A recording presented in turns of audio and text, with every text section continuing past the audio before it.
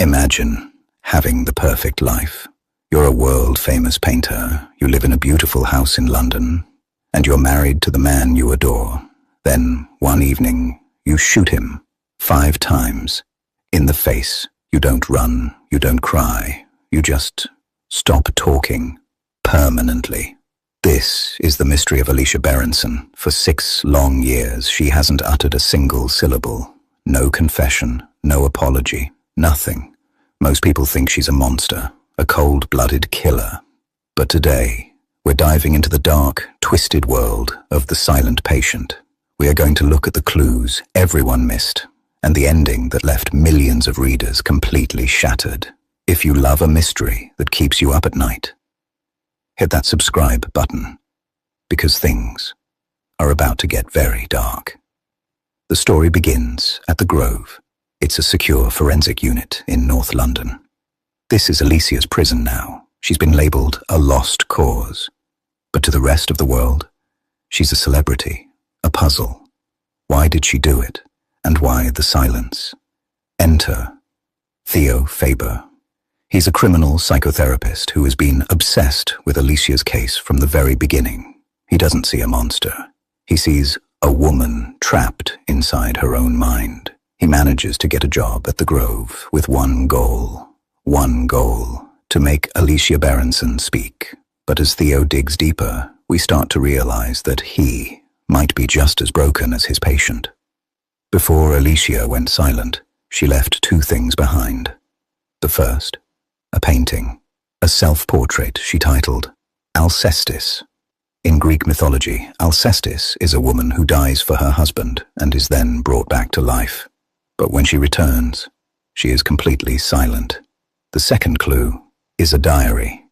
Theo tracks down Alicia's old diary entries from the weeks leading up to the murder. Through these, we see a different Alicia, not a killer, but a woman being watched.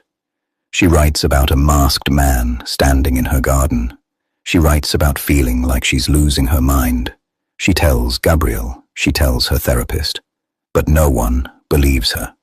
They call it anxiety. They call it overthinking. Theo reads these entries, and his heart pounds. If Alicia really had a stalker, then the story everyone believes is wrong. While Theo is trying to fix Alicia, his own life is falling apart. He discovers his wife, Kathy, is having an affair.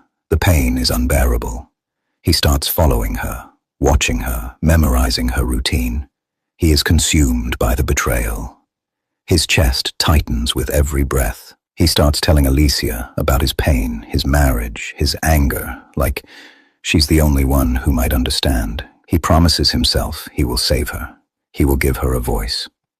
But what Theo doesn't know yet is that some truths aren't meant to be uncovered, and some stories should stay silent.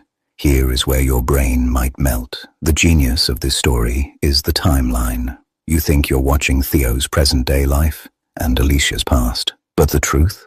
Theo's discovery of his wife's affair happened before the murder. Theo Faber is the masked man. He found out his wife was having an affair with Gabriel, Alicia's husband. He didn't want to kill them. He wanted to show Alicia who her husband really was. He broke in, he tied them up, and he gave Gabriel a choice. I kill you, or I kill your wife. Gabriel didn't hesitate. He said, kill her, I want to live. Theo walked away, knowing that Gabriel's betrayal would be a slower death for Alicia. He didn't fire the shots.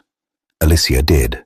She picked up the gun and shot Gabriel 5 times because her husband had essentially killed her spirit by choosing his own life over hers.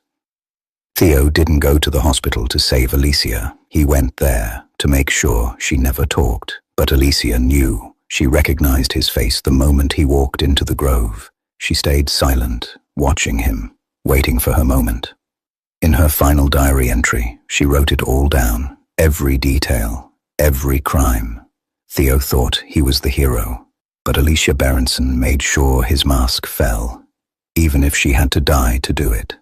If this twist shocked you, comment the word "loud" below. Subscribe for more mind-bending stories. And remember, the quietest people often have the most to say.